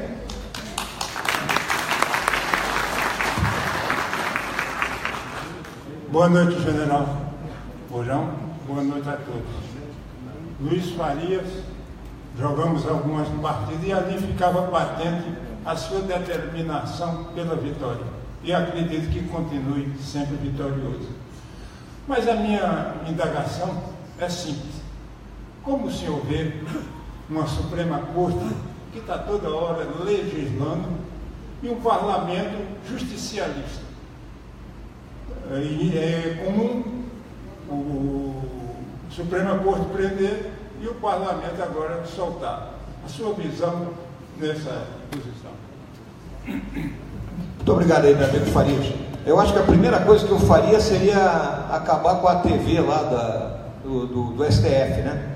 Porque agora o camarada é filmado, né? Aí todos eles, né, fazem uma exposição numa linguagem que a maioria do povo comum não entende, né? O camarada vai até para o cabeleireiro ali para dar uma ajeitada no cabelo, para ficar mais bonito ali na televisão. Então, que acontecia antes? Antes, a reunião do STF era uma reunião fechada. Era debatido o que tinha que ser debatido, o relator apresentava seu voto e cada um concordava ou discordava do relator. Quem discordava falava um pouco mais. Hoje, mesmo o camarada que concorda com o relator, ele vai falar em torno de 2 horas ali. Então, o STF ele tem que se comportar como um colegiado. E quando sair uma decisão, é decisão do STF. E hoje nós vemos decisões monocráticas e a situação que nós estamos enfrentando. Então, na realidade, tem que mudar, eles têm que mudar o comportamento deles, né? E, obviamente, isso entra para dentro do parlamento. O parlamento, hoje, eu li uma reportagem hoje aí, que nós temos em torno de 227 parlamentares investigados. Se fosse um partido, seria o maior partido, né? Passava qualquer matéria com a votação deles. Então, tudo tem que mudar, né? A representação política tem que mudar. A pessoa que entra na política, ela tem que entender que ela entra na política para servir e não para se servir. Não, Farias, essa situação cai naquele meu exemplo das aproximações excessivas, né? Pouco a pouco, o STF, os homens e mulheres que compõem o STF, têm que se dar conta das suas responsabilidades, né? E os nossos parlamentares indo sendo depurados, né? Sendo afastados, uns para cumprir pena e outros porque a população sabe que eles não servem para nada. Tá bem? Olá, General Mourão, tudo bem? Meu nome é Alexandre Scavardoni, eu sou universitário do curso de Administração da Universidade de Brasília. Se alguém conhece aqui, sabe que o antro é justamente o ninho das cobras. Bom, eu queria fazer uma pergunta objetiva também no rumo jurídico. A Constituição brasileira, ela trata de pinica bomba atômica. Ela é prolixa, redundante e simplesmente acaba fazendo um desserviço e criando essa base toda que o senhor acabou de explanar, que é esse ninho infinito de recursos e de injustiça, e que simplesmente em algumas situações faz com que uma instituição que é uma aplicadora de direito e não simplesmente uma legisladora, que é o STF, que ele não legisla, na verdade deveria cumprir a legislação que ele rasgou. Não é à toa que o senhor Lewandowski, na fatídica e vergonhosa situação em rede nacional, conseguiu simplesmente subverter totalmente a letra que ipsiliteri está lá escrito, que é a perda do direito político pelo mandato, simplesmente decidiu de uma forma absurda e ilegal que fizesse as coisas separadamente. Diante desse exposto, eu venho com a pergunta: o senhor acha que seria necessário, na atual conjectura, o absurdo que estamos vivendo, uma constituinte real, não enfim, dá-se vários adjetivos, estou pensando em um agora, mas por respeito ao senhor e aos nossos amigos aqui, não vou falar, mas esse escárnio absurdo que foi 88 e que criou simplesmente um gap absoluto, que foi a cama de gato, que atualmente esse absurdo, esses cretinos, se eu falar o termo, mas não vou chegar tanto. Desculpa, general, obrigado. Bom, diante desse exposto, senhor, uma constituinte, o senhor acharia viável, partindo do pressuposto que atualmente temos bandidos travestidos de deputados e senadores? E, bom, qual a opinião do senhor a respeito disso? Muito obrigado. Entendido a tua pergunta. Não resta dúvida, eu coloquei ali, quando eu explanei a questão econômica, a Constituição de 88, ela é uma Constituição, né, que não atende aos interesses da nação. Ela ficou muito ampla, né, vamos colocar aqui uma lei maior com mais de 300 artigos, né, ela rapidamente entra, né, em choque com a realidade. Vamos lembrar que a Constituição, ela regula o horário de trabalho do bancário, regula o juro, está lá escrito na Constituição, né, totalmente fora das necessidades. Se a gente comparar com os Estados Unidos, a Constituição deles tinha 13 artigos, acho que tem mais 27 emendas e morre aí, porque é o guarda-chuva. A partir daí, as leis irão sendo mudadas de acordo com as transformações que a sociedade vai enfrentando. Então não resta dúvida que nós teremos que mudar a Constituição. A Constituição tem que ser mudada, né? E aí você tem dois processos.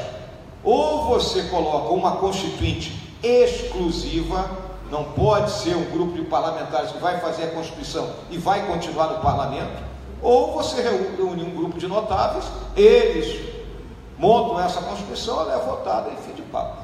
Tá bem?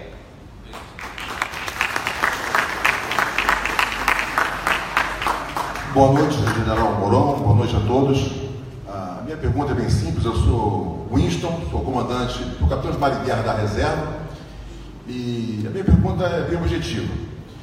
Existem, como foi falado aqui, que os militares, né, as Forças Armadas estão em primeiro lugar em credibilidade a nível nacional. Isso não é um fato corriqueiro, isso ocorre devido desde jovem, desde que ele adentrou a vida militar, ele incorporou vários valores, vários princípios, né? Honestidade, amor à pátria, diversos valores e princípios à sua vida. E quando ele vai para a reserva, esses valores estão lá neles. Não seria interessante as Forças Armadas estimularem esses oficiais e praças que vão para a reserva a que se preparem para que possam concorrer a cargos públicos e trazer para a sociedade tudo isso que foi criado dentro dele, né, durante toda a sua vida militar, para que ele possa, mais uma vez, continuar, então, contribuindo para a sociedade? As Forças Armadas não poderiam estimular que os militares que servem nas cidades, nos estados, onde esses militares estarão se candidatando, a que transfiram o título de eleitor para onde eles moram e trabalham, para que possam prestigiar, se ele achar que deve, né, claro, esses militares que estarão se candidatando. Os clubes militares, o clube naval, eles não poderiam se engajar mais nessa luta para que essas pessoas, que, é lógico, ninguém engana muitas pessoas durante muito tempo. Então, uma pessoa que passa 30 e tantos anos na vida militar, é claro que todos os militares que estão ali, naquela cidade, naquele estado, sabem se ele merece ou não o voto. Então, por que não os clubes militares não poderiam ser motivados?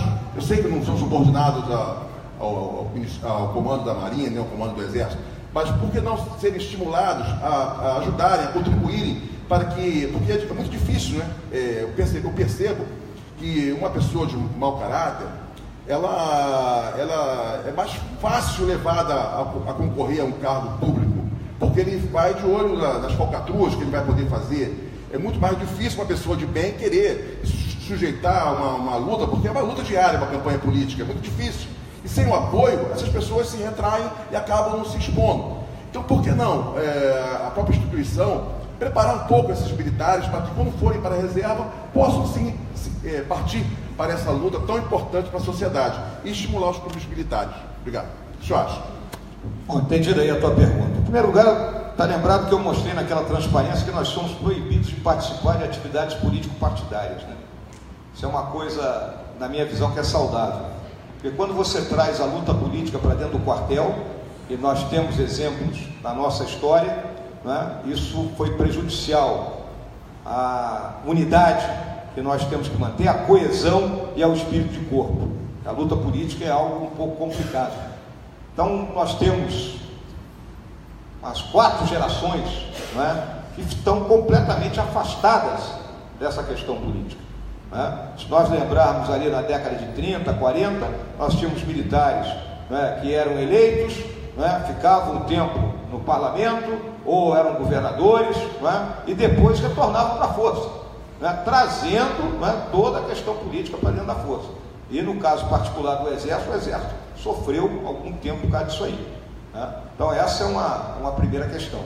Eu julgo que para o apoio, né, aos candidatos militares, vamos colocar assim, isso tem que ser tratado no nível dos clubes militares, não é? E as associações, não é? Como entidades civis existentes. Mas você chegar, comandante, não é? Eu, comandante de uma unidade, como era lá em Juí, reunir meus oficiais e sargentos e dizer assim: pessoal, vamos votar no fulano, porque o fulano é um cara nosso, é um candidato nosso.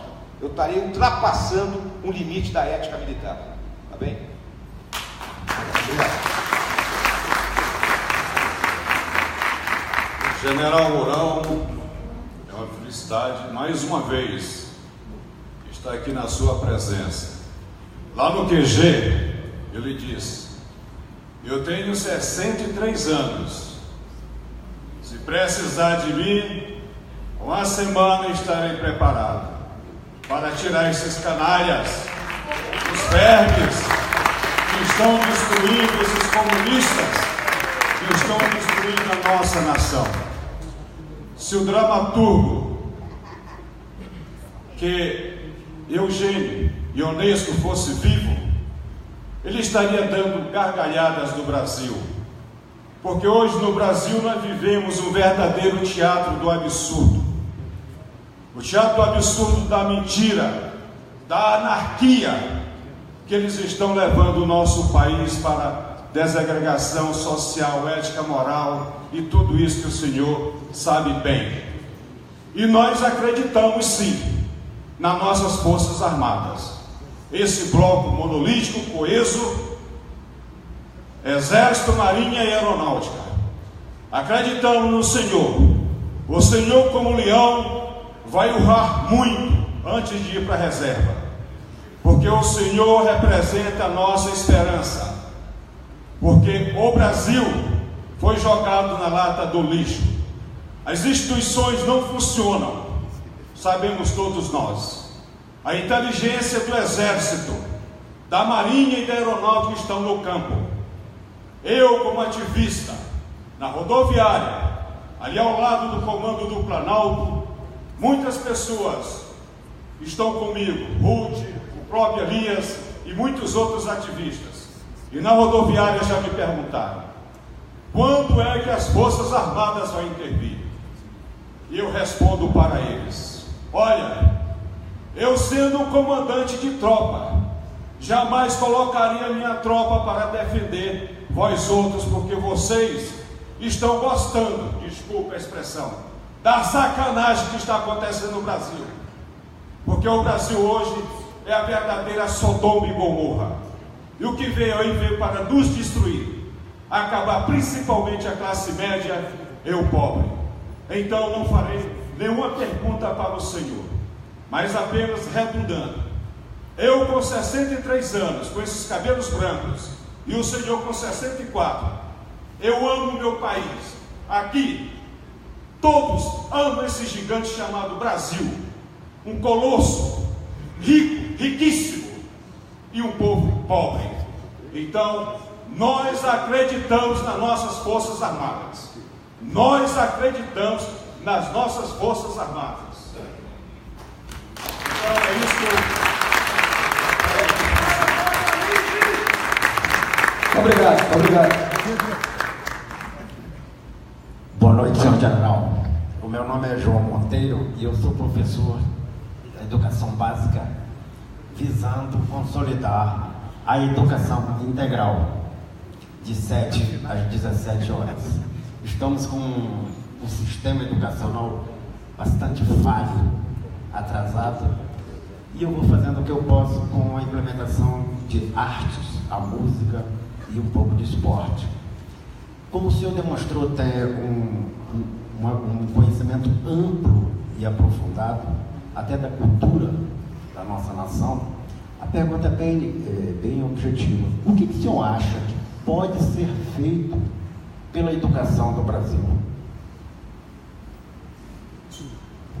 A educação ela tem que ser tratada com muita seriedade, né? Ela começa, no ambiente escolar organizado, limpo, né? Às vezes a gente encontra determinadas escolas e você pode chamar de qualquer coisa menos de escola. Dignificar a profissão do professor, né? E a dignidade ela passa pelo respeito que tem que ser dado ao professor e obviamente pelo salário, né? Adequado à realidade dele.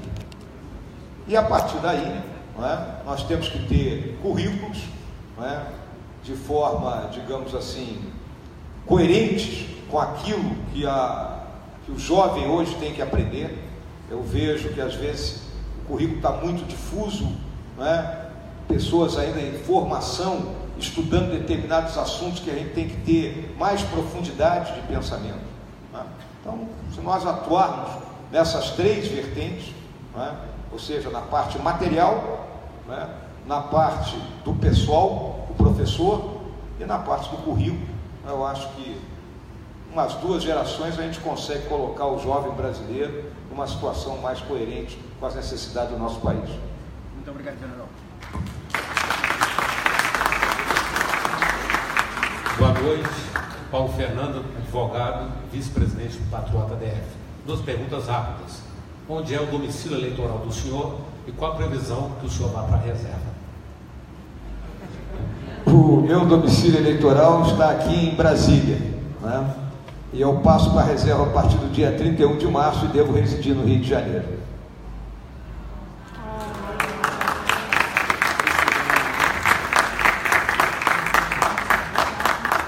General, é um prazer estar aqui. Eu sou militar aposentado da Polícia Militar, presidente de honra da Força Militar de uma das associações de militares. Eu vim fazer a seguinte pergunta para o senhor. Os nossos desembargadores são indicados ora pelo presidente e ora pela OAB. Os nossos ministros do Supremo são indicados geralmente pela Presidência da República.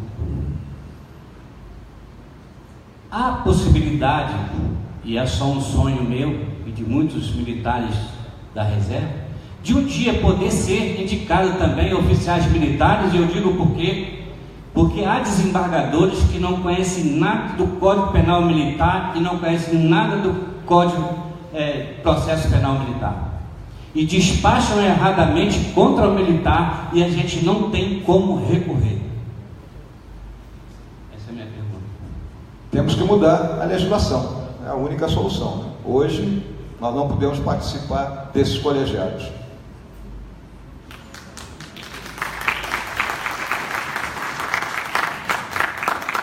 General, parabéns pela palestra. Meu nome é Pacheco, sou da Marinha. Eu levantei um dia em casa, há uns 3 meses atrás, e disse: meu país realmente está mal. 227 deputados federais responderam inquérito e processo. Dos 81 senadores, 42 com processo. Que legislação será feita nesse país em prol de acabar com a impunidade? Nunca. E disse: não vou ser omisso. Reuni em casa alguns oficiais das Forças Armadas, muitos deles estão aqui, e disse: temos que ter pessoas íntegras. Uma vez que o comandante Wilson falou, nós nos conhecemos, são a escola preparatória, as escolas militares, 4, 3 anos são 7, fora a carreira. Então nós nos conhecemos muito bem. E disse: não vou ser omisso. Fui a João Pessoa semana passada, reuni outro grupo de oficiais. E nós temos que sair candidatos, eu não vou ser, mas tem pessoas íntegras também, como o Paulo Fernando. O comandante Wisto também se pretende sair candidato. Pedi ao general Paulo Chagas sair candidato, ao general Heleno, e peço ao senhor também. Nós temos que ter pessoas que mudem a legislação e acabem com a impunidade. O país não pode ficar na mão desses bandidos e nós ficarmos omissos. Não poderemos ser omissos. Tem aqui um outro grande general, que é o Paiva Chaves, Rocha Paiva, desculpe. São pessoas que têm. O general Paiva Chaves também. Nós temos que lutar pelo país. E se nós ficarmos sentados ou esperando que o povo eleja bandido, porque os partidos só põem bandido para a opção, não tem outra opção, nós temos que fazer alguma coisa. Uma dessas que eu acredito é o Patriotas, o Partido Novo, mas nós temos que nos unir em prol do país. E o senhor é candidato, meu candidato, em qualquer lugar que o senhor for, o senhor tem chance de ser eleito. Lute por nós.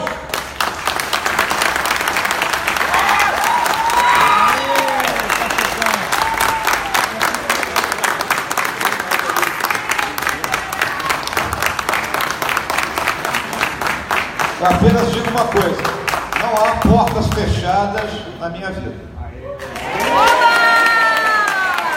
Meu voto! Agora sim!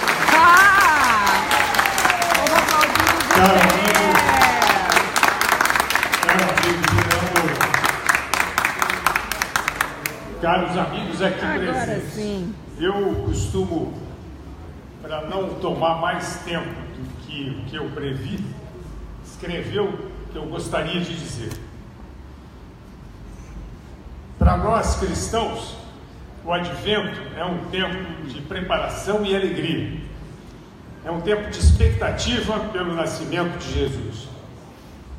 É tempo de arrependimento e de promoção da fraternidade e da paz. Talvez nunca na história desse país esse sentimento tenha tido tanta importância e merecido tanto a nossa atenção. Tudo isso porque o Brasil está, de fato, mudando. Nós aqui somos testemunhos dessa mudança. Ainda não nos livramos completamente dos males da hegemonia do pensamento e do politicamente correto, mas já rompemos os grilhões que nos forjava o seu astuto ardil. Não somos mais vítimas dessas algemas e iniciamos uma reação contra a impunidade, em defesa da família, da honestidade, da escola sem partido e sem ideologia de gênero, do respeito à lei e à ordem e aos valores que desde o descobrimento vem construindo a nacionalidade brasileira. O Brasil já sabe o que não quer, está arrependido dos seus erros e da sua ingenuidade e entende que é preciso mudar a partir desse arrependimento. Nós estamos vivendo esse tempo e temos responsabilidade sobre os tempos que virão. Muitos de nós talvez não tenham a aventura de conhecer o porto seguro que almejamos e merecemos, mas isso não nos desobriga do esforço de colocar a nau no rumo que a ele conduz. É árdua a tarefa que nos cabe, mas a nobreza e a importância da missão nos servem de motivação e não nos permitem esmorecer. Em nome do Grupo Ternuma e de todos aqui presentes, eu desejo ao senhor um Feliz Natal. Desejo a todos também um Feliz Natal e um renovador ano de 2018. Agradeço a prestigiosa presença de todos e principalmente a especial deferência do nosso palestrante, General Antônio Hamilton Mourão, por nos ter honrado com a aceitação do convite para aqui estar e com o conteúdo da palestra que acabamos de assistir. E para quem peço mais uma calorosa salva de palmas como forma de agradecimento.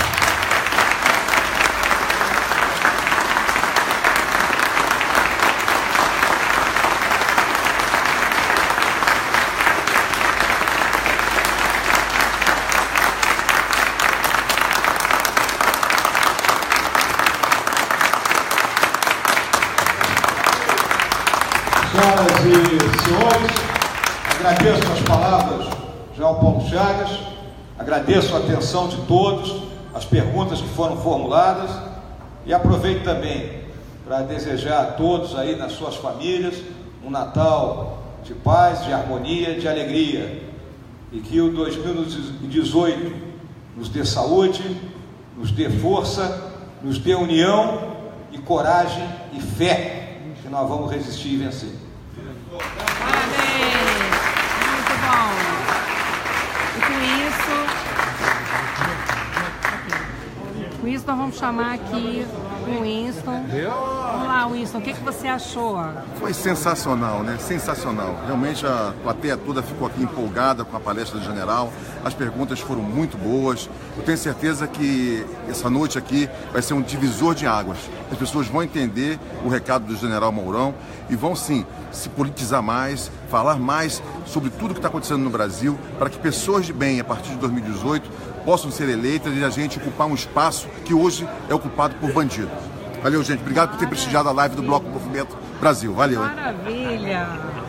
O que você achou? Fala pra nós aqui, fala pra gente aqui. Do Saguão, BB, Bloco Movimento Brasil, atuando na palestra ultra ampliada, ultra esclarecedora, ultra envolvente e ultra incentivadora do excelentíssimo senhor general Antônio Hamilton Mourão, esse grande brasileiro que me botou lá em cima, me deu mais autoestima, mais motivação para ajudar a educação integral do nosso Brasilzão. Muito obrigado, até a próxima. Obrigada, tchau. Não, gente. Vamos ali fazer uma filmagem. Vamos falar com o general Mourão. Vamos falar com o general, vamos falar pertinho, vamos lá? Então, gente, vamos lá, vamos seguindo aqui. Cláudia, que ainda não falou. Cláudia, Pedro. O que você achou, Cláudia? Fala aqui com a gente. Maravilhoso, parabéns para ele. Deu uma explicação maravilhosa. Em 2018, candidato. Se Deus quiser, hein? E aí, Pedro, o que você achou? Fala pra gente. Muito bom, é um cara muito inteligente e muito coerente nas respostas que ele dá. Então dá uma esperança pra gente aí, pra 2018 em diante. Sentiu firmeza, né? É. Beleza, maravilha. Vamos lá, vamos ver se a gente consegue chegar perto. É isso aí, pessoal. Obrigado aí por terem assistido a live. Foi muito engrandecedor aqui a palestra do general. E vamos ver a próxima ocasião, a gente vai anunciar sempre com antecedência aí uma live que a gente for fazer, tá ok? Valeu. Vamos ver se a gente consegue chegar lá perto. Vamos ver lá. É o pessoal aqui querendo falar comigo. Tá muito cheio ali. Saiu lá aquele Belucci lá, os caras saíram, não estão mais assim, top 100. Horrível, tá? Tem dos brasileiros assim, desapareceu. Tem dos brasileiros sumiu. Ah, depois do Google, né? Depois do Google também. Não deu tempo de deixar um legado, né?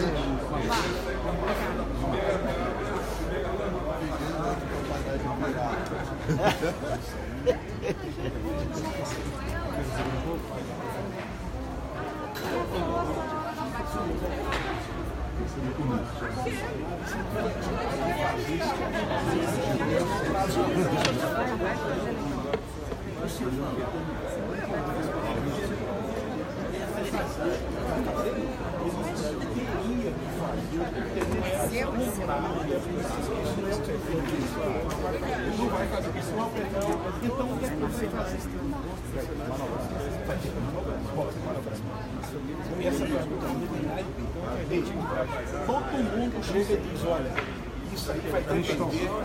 Vai se aproximar aí agora? A live tá aqui ao vivo. Opa! Só pegando a sua cabeleira. Tão boneco. Vem filmando aí também. Aí vai, Renan Calheiro, vai no jeito. Vai ficar do mesmo jeito. A gente tem que... Vai abrindo aí. A gente está com 900 pessoas aqui ao vivo. Como? Quase 1000 pessoas ao vivo. Não tem forma de bolo.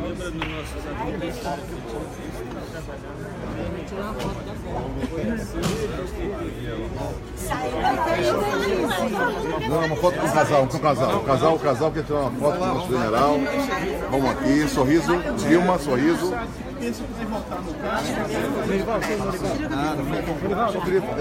Nós estamos ao vivo aqui, general, com 1000 pessoas aqui, uma live, tá? Tem 1000 pessoas assistindo aqui ao vivo. Então eu queria agradecer em nome do Bloco Movimento Brasil a sua palestra de hoje. Realmente foi eu acredito que hoje, essa noite, essa palestra vai ser um divisor de águas para que os brasileiros tomem noção que precisam se engajar mais na política, acompanhar as coisas que estão acontecendo, porque eu acho que a sua palestra permite isso, permite que as pessoas tenham o esclarecimento necessário. Não podemos mais deixar o Brasil nas mãos de bandidos. Então, a partir de 2018, que as pessoas acompanhem mais a política, passem a conhecer melhor cada político que quer se candidatar em 2018 e escolham da melhor maneira possível os seus candidatos. E a gente possa conseguir libertar o Brasil das mãos dessas quadrilhas que hoje tomam conta do nosso país. General, muito obrigado pela sua palestra. Um abraço. Uma foto aqui. Parabéns aí pelo trabalho de vocês. Obrigado. Não, eu sou aquele professor. Vamos lá, professor. Pô, presta atenção, minha mãe era professora. Você aqui, para terminar a live. Gente, estamos encerrando a live. Realmente, assim, foi fantástico, né? Tá de parabéns o general Paulo Chagas, né? Presidente do Ternuma. Realmente, o papel do Ternuma está sendo executado. É uma oposição a essa outra ONG aí que tortura nunca mais. Nós queremos sim que terrorismo nunca mais. Chega de terrorismo, chega de pessoas inescrupulosas querendo se apoderar do Estado brasileiro.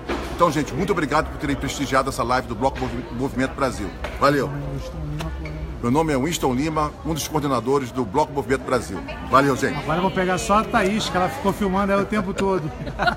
O pessoal já te conhece, né? O povo tá com raiva de mim, menino, porque eu tremi, olha. Não, agora tá com tripé, a transmissão tá boa, na marca. Valeu, gente, foi muito bom estar aqui. Então, vou desligar. Pronto, você não usou,